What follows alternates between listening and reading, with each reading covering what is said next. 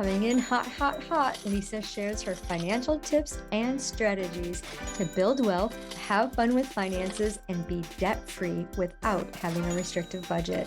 From bankrupt to millionaire, Lisa knows what it's like to feel as if you're living paycheck to paycheck.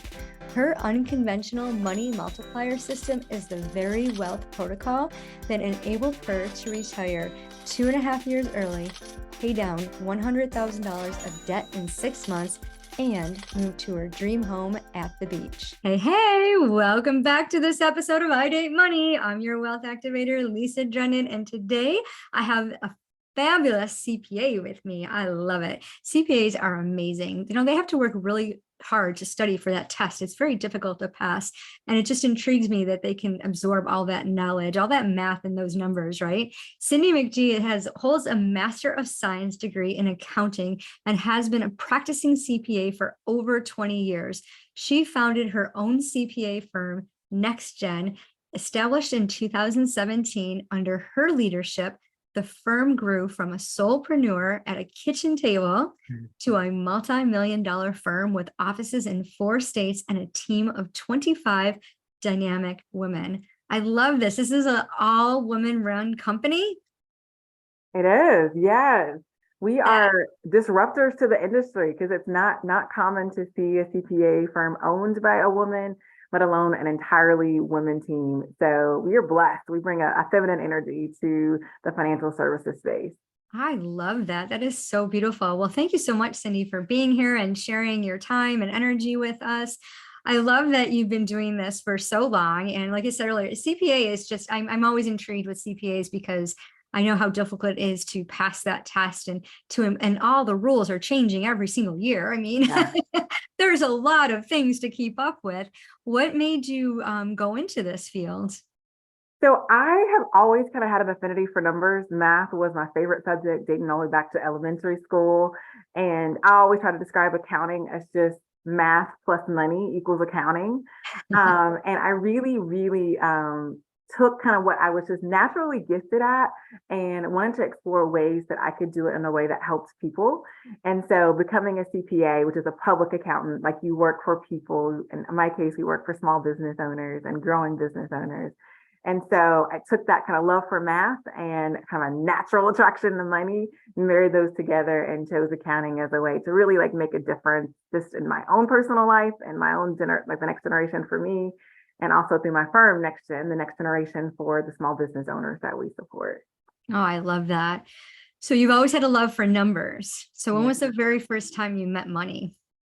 You know, what's interesting is that growing up, I wouldn't even say I met money. I think I met the idea that I lacked money, right? So as kids, you kind of just know what you experience. You don't know a whole lot about the value of a dollar or if you have money or if you don't have money until you're kind of in a comparison with someone else.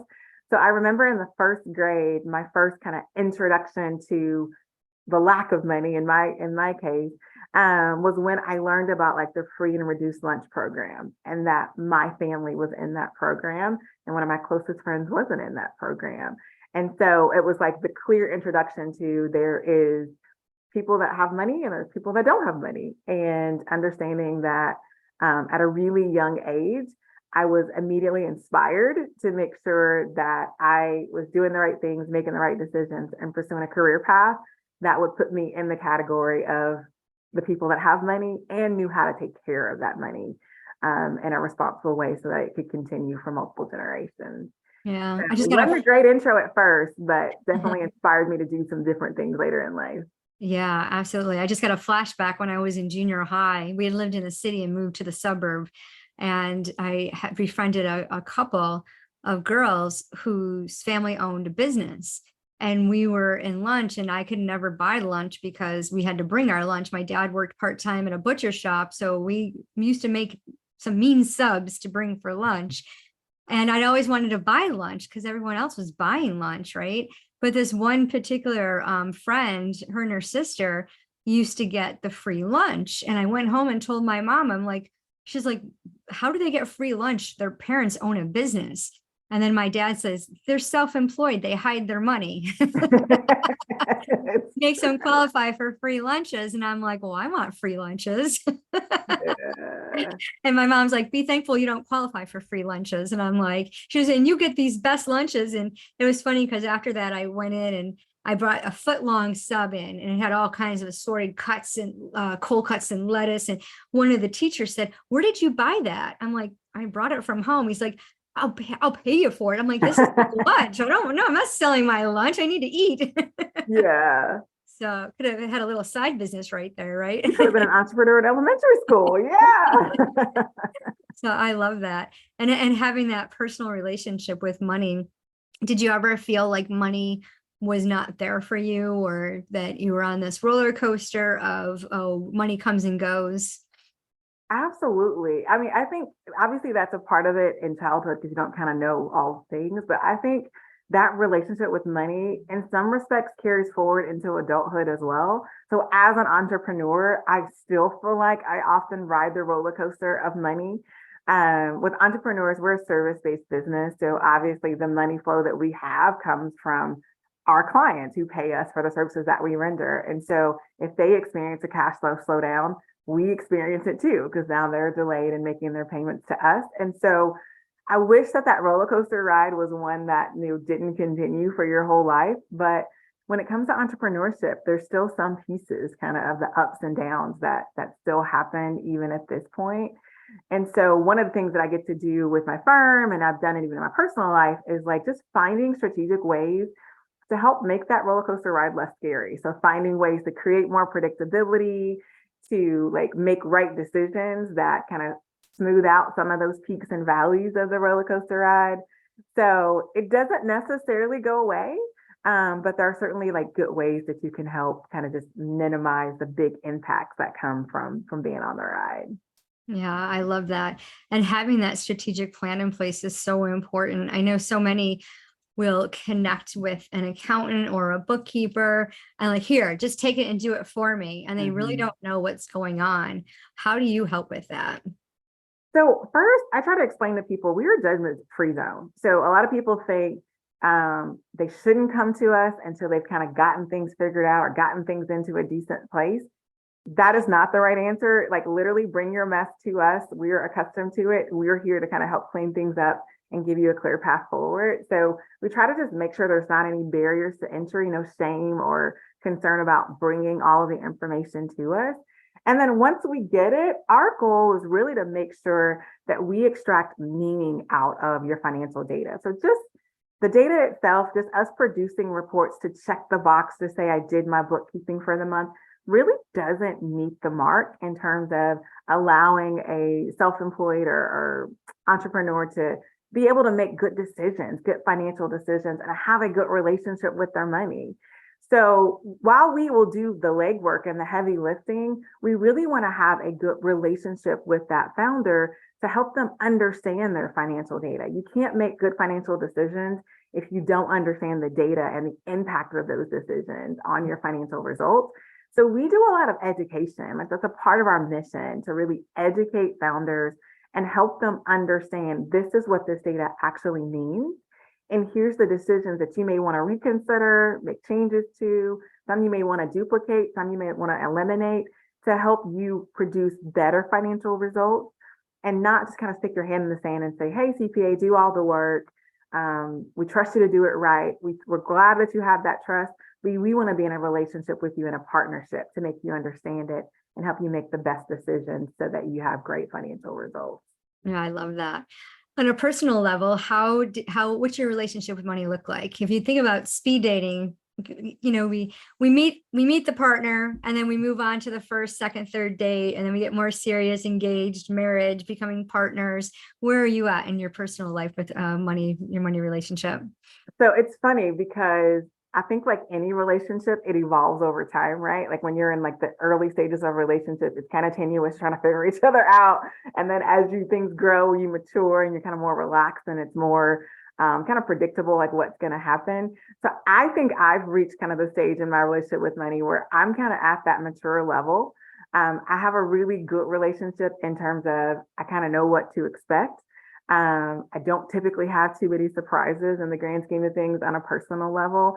And I've learned that it's really, really important in my relationship with money to make the money be a working partner in the relationship, right? So I think sometimes, and even my own initial concept of the relationship with money was the goal was to have enough to meet all of your obligations and then save the rest, right?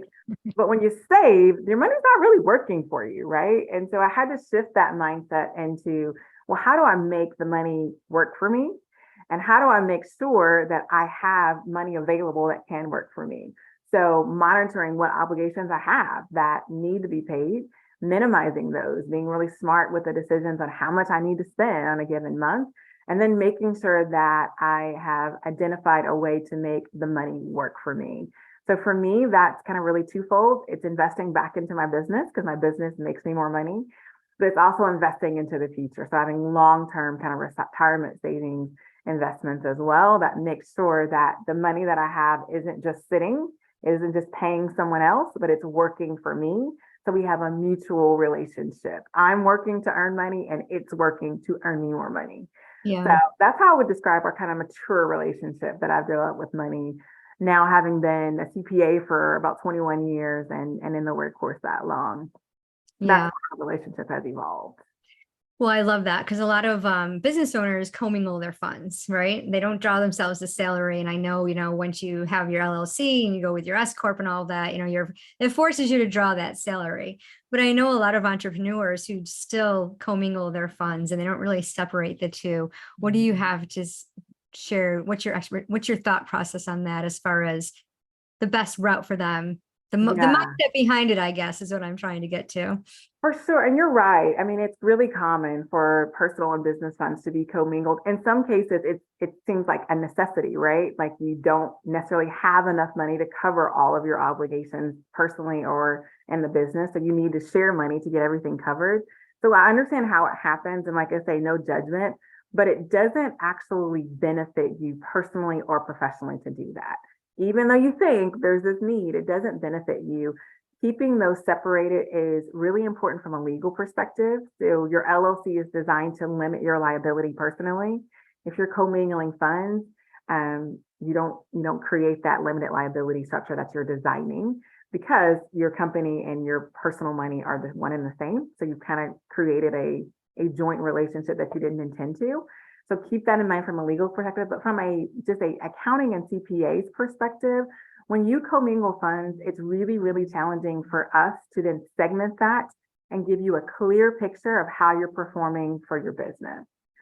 And it becomes a vicious cycle of I need to use money from the business to pay personal expenses. And you can't separate those two to eventually help the business grow to the place that you no longer need to keep the money, commingled. You can have them completely separated. So you have to just kind of draw this line in the sand. I like to say from this date, I'm going to keep all of my finances separate and define what requirements you have on the personal side. How much money do you need to meet all of your personal obligations? What's required on the business side? How much money is needed? And when necessary, you can lend from your personal to your business. So literally make a transfer from the personal to the business to cover business expenses. And when necessary, you can make payments to yourself from the business to the personal. So the money can still be used in both instances, but you just make it a clean approach to how that money moves from one to the other. And when you separate those, you get a more clear picture of how you're performing on both sides, personally and professionally. And we can give you more strategic advice on how to improve those results on the business side. And ideally, like I say, eliminate the need to even share the money at all. You mentioned a really great point, though, how it's really important once you form your LLC and especially when you're taxed as an S corporation, to start paying yourself. Mm-hmm. And I think too many entrepreneurs try the commingling approach or have this mindset that I can't afford to pay myself. Mm-hmm. When the reality is you can't afford not to pay yourself. It's not just a legal requirement, but it's the mindset and the heart matter of if I'm doing this work, I need to be compensated for it. And so we also recommend to entrepreneurs to just start small. Like start with, if it's paying yourself $50 a week, just start small to generate that habit, to get into just the practice of saying, I'm going to pay myself for the work I'm doing in this business. and then grow that over time. Give yourself raises over time. That's the other way to make sure that you keep those things separate and you're honoring the sacrifice that you're making to pour into your business by at least paying yourself something small, if necessary, to start to kind of get yourself into that practice of being paid routinely. Yeah. And it's so important, especially for those starting off solopreneurs who, Mhm. are maybe transitioning from their 9 to 5 to soulpreneurship. It's really important to create that habit. I always recommend 50% paycheck, because then you don't have that tendency, that thought process is, oh, I need more. I'm just going to go borrow. We're always, one of the idioms I grew up with was, I'm borrowing from Peter to pay Paul. And, Mhm. that's when I was a treasurer for not-for-profit entities, there was a specific, format that we followed with managing the money and running the reports. And that just stuck in me. And back in the day, I was, creating budgets for people who had just filed for bankruptcy. And it's like, here's your plan, stick to it, and you'll watch your money multiply. And it's so simple, but it's not easy because, life happens and our minds are wired to like, no, I don't want to do that. No, I'm mad at money. No, I'm pushing money away. Mhm. Money dined and dashed. Can't depend on me. You So, know, it's funny because I think sometimes we think once we get kind of our ducks in a row, then we'll start budgeting. Or mhm, once we get to a certain level, then we'll start paying ourselves. Like there's all these different kind of like places that we say in our minds we'll get to in order to start doing things in a more structured way without realizing that the structure is what actually gets you to that point. mhm, So having the budget is what gets you to the place that you can do things in a more, meaningful way. And I think people oftentimes just wait too long. They wait too long to call a CPA, to get in like a better position to be able to understand their financial results. And they preclude themselves from getting to the next level because they don't put the structure in place. So they really need to start even from the very beginning, from the very start of your business, create a budget, mhm. create a plan for how you're going to handle your finances, because if you think you're just going to wait until you get to a certain point, you'll probably never get there. That Right. stuff is going to help you get there. Yes, I love that. So you had mentioned that you had started your business on your kitchen table. Yeah. What was that like? When just you can draw us a picture of that. Yeah, so the seed for starting my own practice was kind of planted early in my career. So I started my career with Ernst& Young, super huge global CPA firm, and saw like a really big disconnect between the clients I served and the people that were part of my personal life. So I hung out with a lot of entrepreneurs and small business owners, and they didn't have access to like a CPA and the services that I was providing to these large corporations. So I knew I had a desire to be able to bring that expertise into the small business world. But I certainly didn't have enough money to create a big firm. And so I wanted to design, just like I'm telling other entrepreneurs, just a plan that would allow me to be able to support this passion I had and the dream to be able to support small business owners in a way that still let me support my household. And so for me, that required me to start my firm as a side hustle. I was still working full time, and in nights and weekends, I was at my kitchen table with my laptop, a refurbished laptop I bought on Amazon, no less. So when I talk about shoestring budget, like it was the bare minimum, and software that I paid for like a per return fee, right? So I didn't even buy a big robust software. I needed good software. I just paid for every return that I filed. I paid through the software. And it allowed me to at least like start to pursue this path. And I was really, really, really regimented with how I managed my time to make sure that I could get everything done in my nights and my weekends and still fulfill my responsibilities for my day job, and with how I managed my money because I didn't have much. And so the difference between me being able to pay the fees for the software and pay for all of the kind of insurances that are required in my industry was me being really disciplined with Mhm. how I spent my money. And doing that allowed me to ultimately get to the place that I could get a small co-working space. And so I kind of prepared for that by just making sure that I was very, disciplined in how I spent money for the first 3 months. Then I got a little co-work space and was able to move out of my kitchen table and into a space where I could actually meet with clients. Again, stayed really, really disciplined, adhered to the budget, and then eventually was able to hire a junior accountant to support me. And that was our first year. And our very first year, we earned $86,000. And when I tell you, I thought, look, mama, we made it. Like, I could not believe that a side hustle could produce income like that, something that was just being done on kind of evenings and weekends, and with myself and a part-time kind of junior person supporting me. And really thought, okay, this is it. Like, I'm just going to have this side hustle. I'm going to like support these people this way. And that was going to be the end of the story. And really kind of God moved on my heart and said, like, if your goal is to support small business owners, that's going to require you to fully commit. Like, you're going to have to go all in and really make this your day job, not just your side hustle. So that second year, I did that. The second year, I quit my job and decided to go all in. Wow. And hired some additional people. And I kept that exact same philosophy I started with, very regimented, very kind of shoestring budget level. We didn't go get a big office space. We actually just added a couple more offices in that co-working space to grow the team and have more people able to do services. With like this really, really, really modest growth and slow growth to really support making sure that the business could be self-sustaining. And that went from year 2 all the way to year 5. We celebrated 5 years last year, where we did over 2 million in revenue. And so it was the same approach that I really, really share with the business owners that we get the privilege to serve, is the approach I use to build my own business, being very methodical, very regimented and disciplined to make sure that we don't bite off more than we can chew, that we're not putting ourselves in a situation where we're not able to meet all of the obligations and the commitments. And then, like I say, fully committing, going all in. So needless to say, it was a really scary experience. Having been a CPA at that time for about 15 years, I had a great job. Like there was a big leap of faith involved in going from a very guaranteed and secure full-time job with a global firm to building my own practice. And so there was plenty of days. I distinctly remember a day when it was time to make payroll, and payroll at this time was probably about $1,600. It wasn't very much. And I'm looking at what I need to cover for payroll and how much money I have in my bank account, and they were about the same. No. And I remember thinking, oh my goodness, is this what entrepreneurship is like? Like, you barely have enough to get by. And so those early months were challenging, but the discipline really helped to make sure that those were things we could build upon and eventually go to the place where when payroll comes, it's no longer a worry. So Yeah, and that's such a common worry.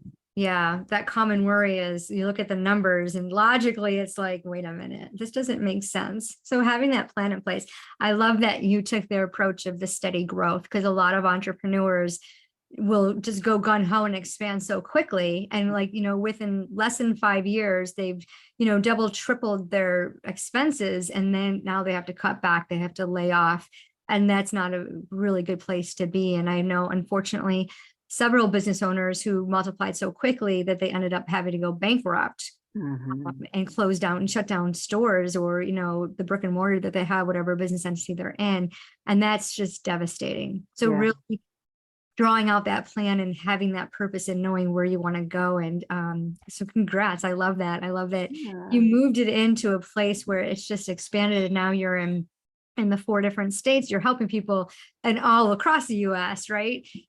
Depending on, all the particulars, their needs. So tell us, you connect with small business owners.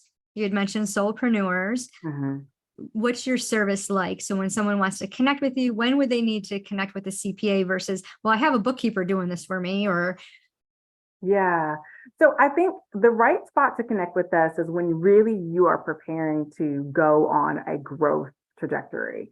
So bookkeepers do, and we have bookkeepers on our team, bookkeepers do a really good job of capturing data, looking at what's happened and making sure that those things are categorized and they're complete and accurate. Where the CPA comes in is we start to take historical data and make projections for the future. So where's this company headed, and what decisions need to be made to help make the future financial results look better than the past? And bookkeepers, like I say, just really focus on capturing historical data. And we're going to do a really great job at making sure that we help you prepare for the right decisions for the next level. So we love to work with just growing organizations. Highly dedicated, highly driven founders are just the people that we love to partner with, because we know as we offer guidance on what to do for the future, they're going to take heed to it. And we're going to be able to see the transformation that takes place when they're doing more forward looking financial planning and analysis. So that's what the CPA gets to do.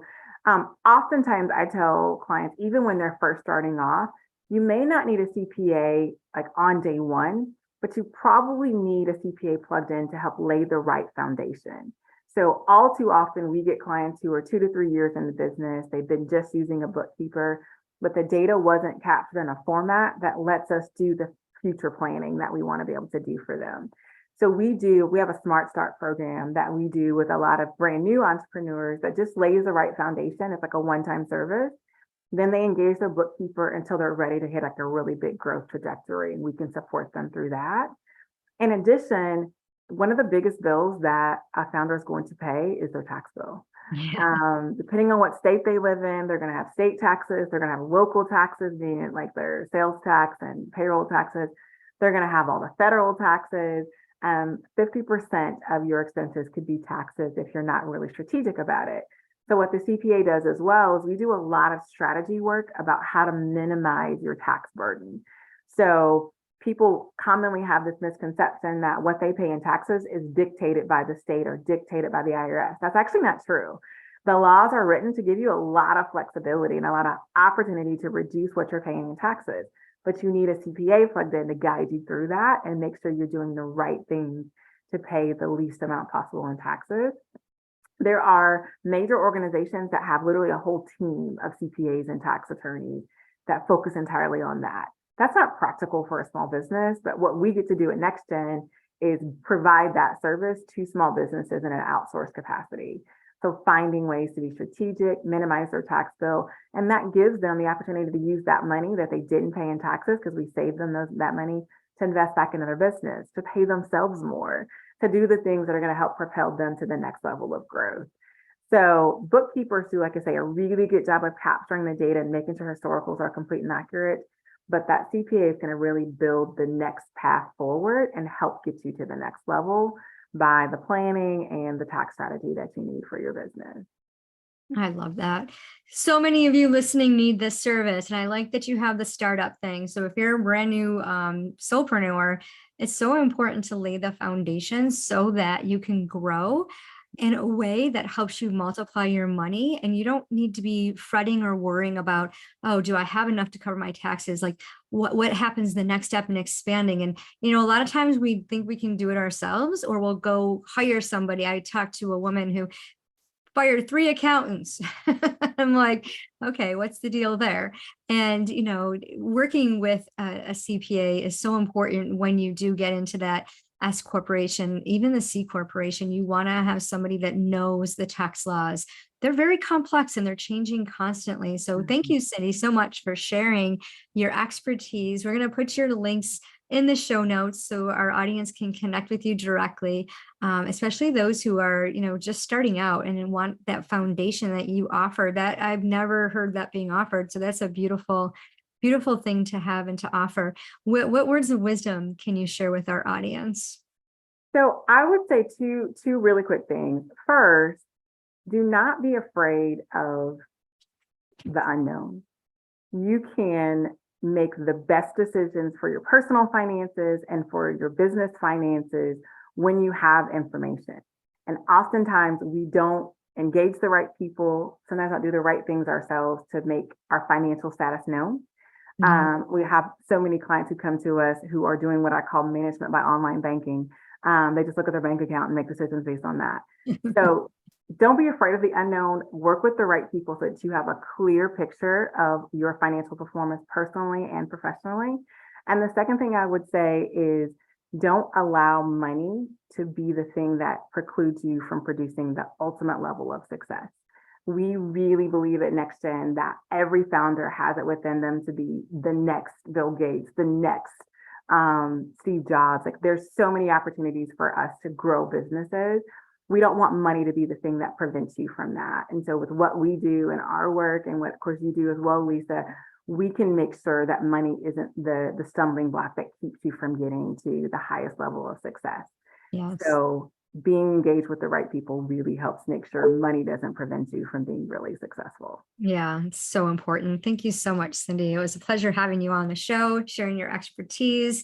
For you, those of you listening, please check the show notes, connect with Cindy, join the Facebook group, Money Magnets, Wealthy Women, Sovereign Souls. We're going to be showcasing Cindy's this episode. You get to connect with her, check out her website, get that startup. Okay. I'm telling you, it is the best investment you will make. It's an investment of time, right? And money, right? The money doesn't matter because it doesn't matter how much money you make. It's what you do with it. Hey, thanks for tuning into the show. Give us a 5-star review and share it with your friends. Get ready to activate wealth. Be the next millionaire with a simple adjustment of your finances using an energetically aligned money multiplier system. You get to build wealth by partnering with money. It's time to have fun with finances. Pick a date. The link is in the show notes to book your wealth activation call where you will get the one solution to multiply your money. Remember, it doesn't matter how much money you make. It's what you do with it.